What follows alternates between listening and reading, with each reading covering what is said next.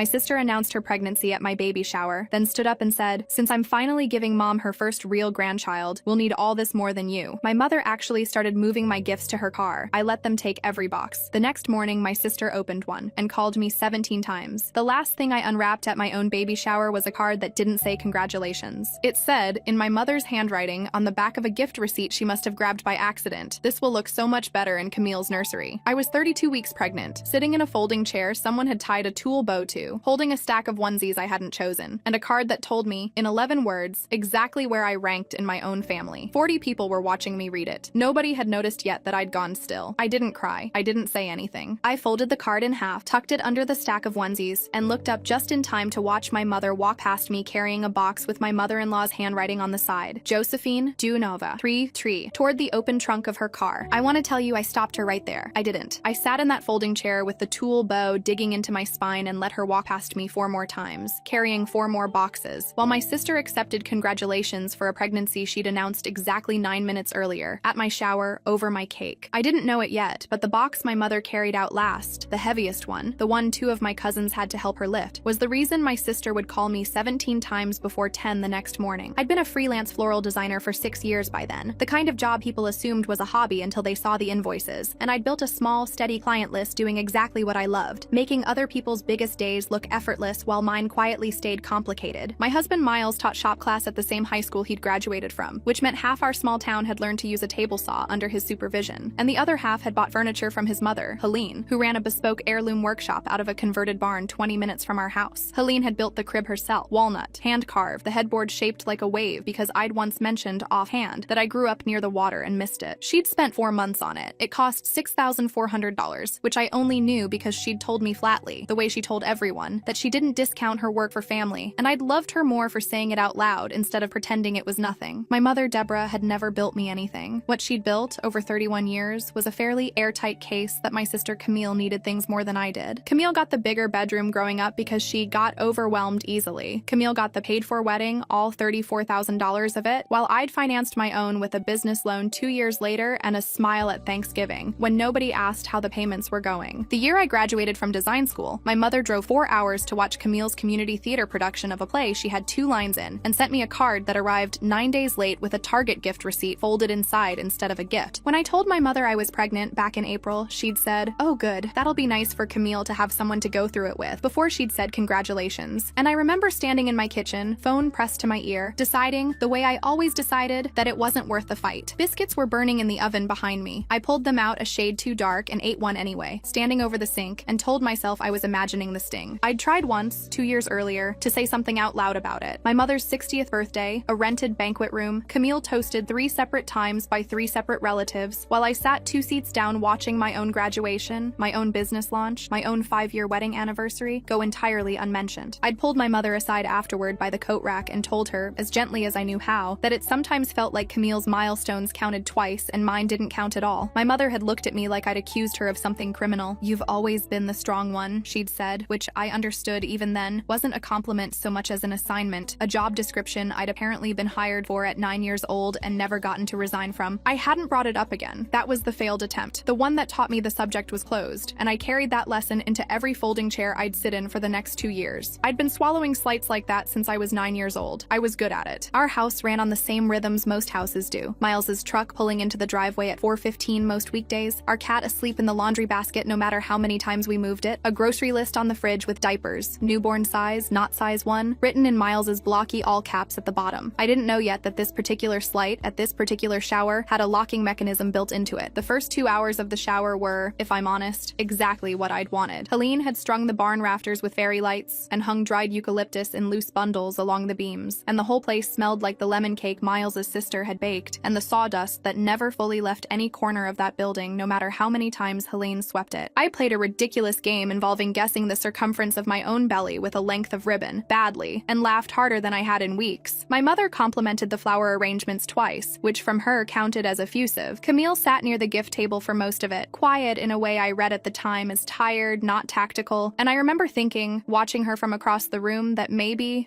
this was going to be one of the easy afternoons. I'd had a handful of those over the years, just enough to keep me hoping for more of them. That hope is, I think now, the only reason what happened next landed as hard as it did. The shower was hilarious. Helene's idea, mostly. She'd insisted on hosting it herself in the barn showroom strung with fairy lights, because she said I deserved one afternoon where nobody made it about anyone else. I should have taken that as foreshadowing. Instead, I just thought it was kind. Camille arrived 20 minutes late, which was normal, and stood near the gift table through most of the afternoon, which was not. I told myself it was nothing. Camille liked attention, always had, and a shower that wasn't hers probably itched at her a little. That was rationalization number one, and it lasted about as long as the cake did. Right as I finished cutting the first slice, Camille stood up in the middle of the room, tapped her glass with a fork the way people do at weddings, and announced that she was pregnant too. 11 weeks, she said. Still early, but she couldn't wait one more day to tell everyone, especially with Mom here. The room did what rooms do. Gasps, applause, my mother's hands flying to her mouth like she'd never wanted anything more in her life. I clapped too, because what else do you do? And told myself the timing was just bad luck, not a choice. Rationalization number two. Then Camille kept talking. Since I'm finally giving Mom her first real grandchild, she said, glancing at my belly for exactly long enough that everyone in the room understood the sentence had a target. I think it makes sense that we'll need all this more than you will right now. You've got time to build things back up. We're starting from zero. I sat there with cake on my fork, my face doing something I couldn't feel happening, and my mother, stood up and started moving boxes toward her car before anyone had finished processing what had just been said out loud. Nobody stopped her. That was the third thing, the social one. 40 guests watching my own mother carry my baby's things out of the room, and not one of them said a word while it was happening. I did try once. I remember getting as far as Mom, that's before she cut me off without even turning around, saying, Talia, don't make this difficult. We'll sort it out later, in the exact tone she'd used at the coat rack 2 years earlier. And something in me just went quiet again, the way it always had. I understand now that's its own kind of information. Some slights are quiet because the room agrees with them. This one was quiet because the room was too stunned to move, and I'd find out over the next 2 days exactly which of those it had been. I didn't resist. My hands were flat on my belly, and I stayed in that folding chair, while my mother made trip after trip, and some small, tired, 32-years-old part of me thought, fine, let her. I am so tired of being the reason this family stays calm. I didn't know yet how badly that particular box was going to go for them. The text started that night, one at a time. Careful, the way people text you when they're not sure whose side they're supposed to be on. My cousin Farah, first. Are you okay? That was insane. I didn't know what to do. Then my aunt. Then a friend of Helene's who'd been sitting near the gift table the whole time, and had, it turned out, been quietly recording most of the afternoon on her phone because she'd wanted footage of the crib reveal for her own event photography portfolio. Her name was Bianca Souza, and she'd been shooting shower photography professionally for 8 years. She texted me around 9 that night, hesitant, asking if it was okay that she'd kept filming after things got weird, because normally she'd have stopped, but something told her not to. I told her it was fine. I didn't know yet how much that footage was going to matter. I lay in bed that night next to Miles, who'd been at the shower and had said almost nothing the whole drive home, which for him meant he was furious and trying not to make it worse for me. You don't have to be okay about this, he said finally, in the dark. You can just be not okay about it. I'll be not okay about it with you. I told him I was fine. My hands were shaking the whole time I said it, and he noticed and didn't call me on it, which was its own kind of kindness. Camille called me at 9:14 the next morning. I let it go to voicemail. She called again at 9:16 and 9:19 and 9:23, and by the 5th call I picked up mostly out of curiosity, because nobody calls that many times in a row over a stack of onesies. What did you do? She said. Before I'd even said hello, her voice pitched somewhere between fury and panic. The crib. What did you do to the crib? I told her honestly that I hadn't done anything to it. She'd been the one who packed it into her own trunk. It's locked, she said. It's got some kind of chip in it. It won't let me register the warranty. It won't let me list it. I tried to sell the changing table too, and it's flagged. Everything's flagged. The crib company keeps saying I need an authentication code, and I don't have an authentication code. Why does a crib need an authentication code? I told her I genuinely didn't know, which was true in the moment, though I had a guess forming even as I said it. She hung up on me mid-sentence to call again 4 minutes later, and then again, her voice cracking further with each attempt, and by then I could hear Foster in the background asking who she was even talking to and why she wasn't just calling the company back. My hands were shaking by call 11, not from fear, but from something closer to disbelief, watching my phone light up over and over on the counter, while I stood there holding a mug of tea gone cold. By call 14, my mother was on the other line too, both of them talking over each other, both of them somehow furious at me for a lock I hadn't installed and didn't have the code to, my mother's voice climbing into the register she used to use on hospital administrators who wouldn't budge. This is embarrassing for everyone, Talia, she said. Just call them and fix it. I didn't say anything for a long moment. Stomach dropped, throat tight. I set the phone down on the counter, screen still lit with Camille's name, and let it ring out. By call 17 at 9:58, I finally understood what my mother-in-law had done and why she'd never once mentioned it to me directly. I drove out to Helene's workshop that afternoon, past the barn where the shower had happened less than a day earlier, the fairy lights still strung up along the rafters, half of them switched off in the daylight. Helene was at her workbench sanding a table leg, sawdust caught in the gray at her temples, and she didn't look up right away when I told her what had happened. happened. I wondered how long it would take, she said finally, setting down the sander. I built that system into every piece I've made for 11 years now. Every heirloom item gets registered under the recipient's name at the point of gifting, engraved serial number, ownership certificate, the whole thing. Any transfer, resale, or warranty claim requires the registered owner's authentication code. Mine, or in this case, yours. I asked her why. I mean, I knew the shape of the answer before she said it, but I wanted to hear her say it. My own sister-in-law did almost exactly this to me 30 years ago, Helene said. She set the sanding block down entirely now, and for a moment she wasn't looking at me at all, just at the middle distance, the way people do when they're pulling something up from a long way down. Gave my daughter a hope chest at her shower. Cedar, dovetailed joints. Took me 4 months, the same as this crib. Inside of a year, my sister-in-law's other daughter had borrowed it for her own dorm room and never given it back, and everyone in the family acted like asking for it back made me the difficult one, the greedy one, holding a grudge over furniture. I spent 2 Thanksgivings being the person who'd made things awkward, when all I'd done was ask for something that had my own daughter's name carved into the lid. I watched that happen and told myself I'd never build something that could be quietly taken out from under somebody again, and made everyone else clean up the mess of saying so. She picked the sander back up, turned it over once in her hands like she was deciding whether to keep talking, then set it down again. So I started registering everything. Most families never need it. I built it anyway every single time, because you never know which family is going to be the one that does. She looked at me steadily. I wasn't trying to start a war for you, Talia. I was trying to make sure that if anyone ever tried what your mother did yesterday, the piece itself would say no, even if nobody else in that room could. I asked her what happened now, since it was legally mine, registered under my name. Now, she said, it stays exactly where it is until you decide otherwise. Nobody touches it without your code. Not your mother, not your sister, not me. That afternoon, Helene had me call Mara Whitcomb, the workshop's registrar, who'd spent 9 years cataloging every heirloom piece that left the barn. Serial numbers stamped into hidden joints, provenance certificates filed with photographs, a private ownership ledger Mara kept updated by hand in a leather binder that looked older than the business itself. She walked me through the paperwork over the phone in a calm, unhurried voice, the voice of someone who'd clearly done this exact call before, though usually, she admitted, for a death in the family rather than a shower gone wrong. Every certificate lists a single authenticated owner, Mara explained. For a resale, a transfer, or even a warranty claim, we require that owner's authentication code in writing, cross-checked against the serial number stamped inside the crib's left rear leg. It's slow by design. We've had exactly 2 families try to move a piece without the registered owner's consent in 9 years, and both times, the system did exactly what it was built to do. Nothing until the actual owner said otherwise. She read me the crib's registration number off the ledger, J114, filed the same week Helene finished the carving, and told me, gently, that as far as her records were concerned, nobody but me had ever had any legal claim to that crib at all. I asked her what would happen if my mother or Camille tried to push it through anyway, claimed it had been a mistake, tried to get the manufacturer's side of things resolved without me. Then they'll keep calling the same 800 number and getting the same answer, Mara said. We don't override the registry for anyone, not even Helene technically, though she'd never ask us to. I called Priscilla Tran the next morning, a family and probate attorney Helene had used for the business for 14 years, mostly to understand what I was actually dealing with, because by then it wasn't just the crib, the changing table, the stroller travel system, 3 of the larger gift boxes, all of it had gone into my mother's trunk, and all of it turned out, had been gifts given specifically and publicly to me in front of 40 witnesses, which mattered more than I'd realized. Under the law, what happened at that shower is what's called a completed constructive gift, Priscilla told me over the phone, her voice brisk but not unkind. Once an item is presented and accepted in front of witnesses at an event held in someone's honor, ownership transfers at that moment. It doesn't matter that your mother physically carried the boxes out afterward. Legally, she took possession of property that was already yours. If she doesn't return it, that's conversion, and depending on the value, potentially larger than a small claims matter. I told her I didn't want to sue my own mother over a stroller. She said most people didn't, and that in her 14 years doing this work, the letter alone usually did the job. A formal, unemotional notice, stating the facts, copying nobody but the people involved, giving everyone a clean, dignified way to fix it without a courtroom attached to their names. She drafted it that afternoon. 2 paragraphs, unemotional, citing the constructive gift doctrine by name and noting, in the second paragraph, that the firm was prepared to pursue a replevant action for the return of specific personal property if the items weren't returned within 14 days. The last line was the one that stuck with me longest. My client has no interest in litigation. She has an interest in her daughter's belongings being returned to her daughter's home. I sat at my kitchen table reading it twice, my hands steady for the first time in 2 days, and felt something I hadn't expected to feel yet. Not triumph, just quiet, exhausted clarity. I saw a doctor, Yusuf Okonjo, twice that week, a family therapist I'd started seeing on my own the year before, 16 years into his practice, mostly until then, to talk through ordinary things, the wedding money, the bigger bedroom, the small accumulated weight of 31 years of being told in 100 quiet ways that I was the daughter who could handle things. You've been handling things for so long, he said, said in that first session after the shower that your family built an entire operating system around the assumption that you always will. What happened Saturday wasn't really about a crib. It was the first time the system hit something it couldn't route around you for. I asked him if that made me the bad guy, for letting the lock stay on instead of just handing over the code and making it go away, the way I always had before. It makes you someone who, for the first time, let a consequence land instead of catching it before it hit the floor, he said. That's going to feel unfamiliar. It doesn't make it wrong. I thought about that for a long time after I left his office, sitting in my car in the parking lot with my hand on my belly, feeling Josephine turn over slow and heavy inside me. And for the first time since Saturday, I let myself cry. Not from the shower, not from the calls, but from something older than either of those, finally being looked at directly instead of managed around. I saw him again that Friday and told him about the coat rack conversation from 2 years earlier, the one I hadn't mentioned to anyone, the "you've always been the strong one" line that had sat in me ever since like a splinter too small to dig out. He didn't say much at first. He asked me what I thought would have happened back then, if I'd pushed harder instead of letting it close. Nothing good, I said. She'd have made me the problem. Probably, he agreed. Families like yours are very good at that, at making the person who names the pattern responsible for the discomfort of naming it, instead of the person who built the pattern in the first place. That's not a reason the pattern was okay. It's a reason it took a video, and 40 witnesses, and a locked crib before anyone besides you had to feel any of the weight of it. He let that sit a moment. You didn't do anything different this time because you got braver, necessarily. You did something different because, for once, the consequence didn't depend entirely on you being willing to absorb it. Bianca's footage went out on Monday, though not the way I expected. She hadn't posted it anywhere. She'd simply sent the raw clip to me, unedited, as a courtesy, in case I ever wanted it. It was my cousin Farah who shared it, not publicly, just into our extended family's group chat, 41 people deep, the same chat that had gone quiet in that folding chair room 2 days earlier, with one line underneath it. I don't think everyone realizes what actually happened on video. Watch the whole thing, not just the announcement. The footage was worse than memory, the way footage always is. Camille's line landing clean and cruel in real audio. "We'll need all this more than you will." My mother's face lighting up instead of wincing, the 4 trips to the car in full, unbroken sequence, while 40 adults sat frozen in folding chairs and did nothing. Somebody's voice, off camera, murmuring, "Oh my God," near the end, which was somehow the detail that undid the whole thing, because it proved the room had known, in real time, exactly what it was watching, and had let it happen anyway. By Tuesday morning, my phone hadn't stopped. Aunts I hadn't spoken to in months. A second cousin I'd met twice. My father, who almost never texted anyone, sending a single line, "I'm sorry I didn't say anything, I should've," that undid me more than anything Camille had said at the shower. In the group chat itself, people who'd sat frozen in that barn 2 days earlier finally found their voices, now that there was a screen between them and my mother's face. Farah wrote that she'd almost said something in the moment and had hated herself for staying quiet ever since. A cousin's husband, new enough to the family that he still asked innocent questions nobody else would, wrote, "Genuinely, does this happen a lot?" and got no answer, which told him everything the silence usually told outsiders in that family. Someone posted a photo from Camille's own wedding, a candid shot of my mother beaming in the front row, captioned only with a comparison to the folding chair photo from the shower that Bianca had also, apparently, quietly taken. Nobody needed to write anything under it. The 2 photos did the work on their own. My mother called that afternoon, her voice smaller than I'd ever heard it. "People are saying things about me online," she said, which wasn't quite an apology, but was, for her, close enough to count as the beginning of one. Camille's mother-in-law saw the video. She's furious. Camille says her whole new in-law family thinks she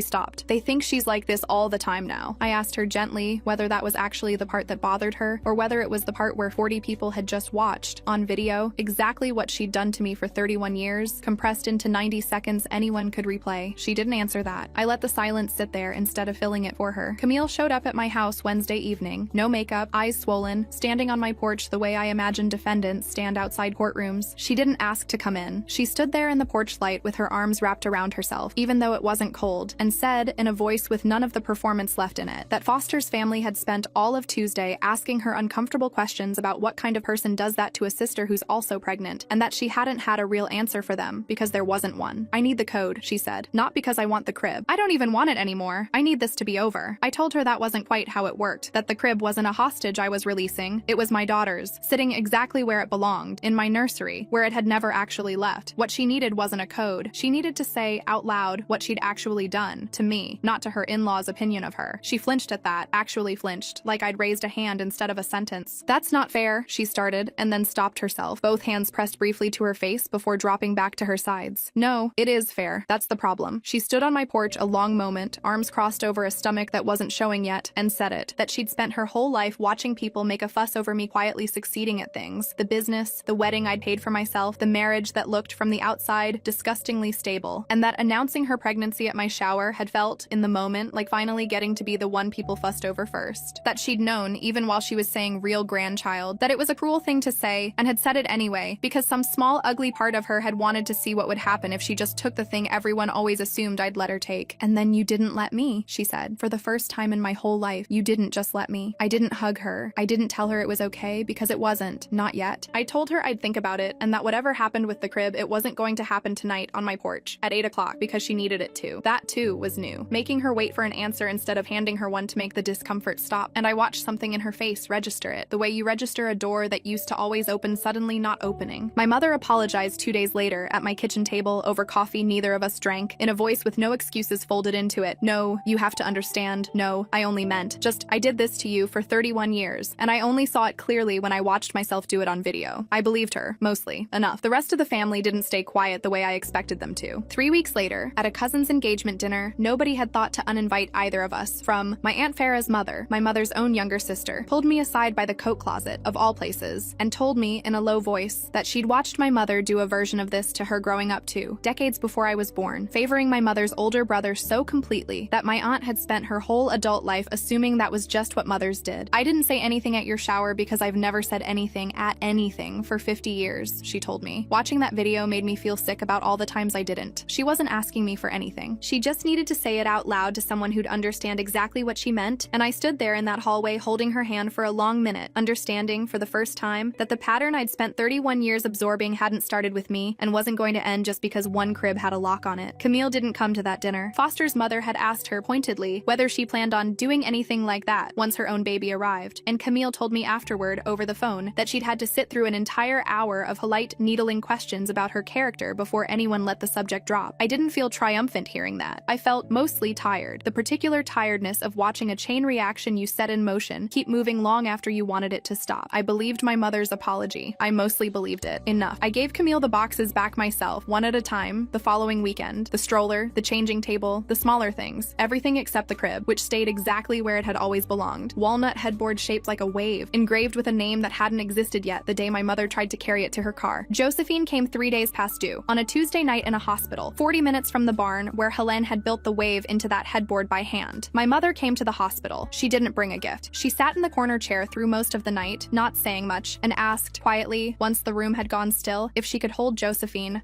Actually waited, for me to say yes, instead of simply reaching the way she always had. When she finally did hold her, she looked down at my daughter for a long moment, Josephine's whole fist wrapped around one of her fingers, and said, "She's real. She's so real. Not finally real. Not real, the way Camille had meant it, with a target attached. Just real. The way every child in that family should have always been allowed to be, without anyone keeping score of whose was more." I didn't say anything back. I just watched my mother hold my daughter in the fluorescent hush of that room, watched her thumb trace the small curve of Josephine's ear the way I imagined she once traced mine, before whatever it was in her that needed a favorite had taken root and grown over everything else. 3 days later, Miles carried the car seat up our front walk while I followed slower behind him, still moving carefully, and we brought Josephine home to a nursery with a walnut crib in it, headboard shaped like a wave, a serial number stamped somewhere inside the left rear leg that no one but me would ever have the authority to release again. I stood in the doorway for a long time that first night, just looking at her sleeping there, and thought about the folding chair and the tool bow digging into my spine and the card that had told me exactly where I ranked. It didn't matter anymore. Nobody was ever going to carry this one out the door.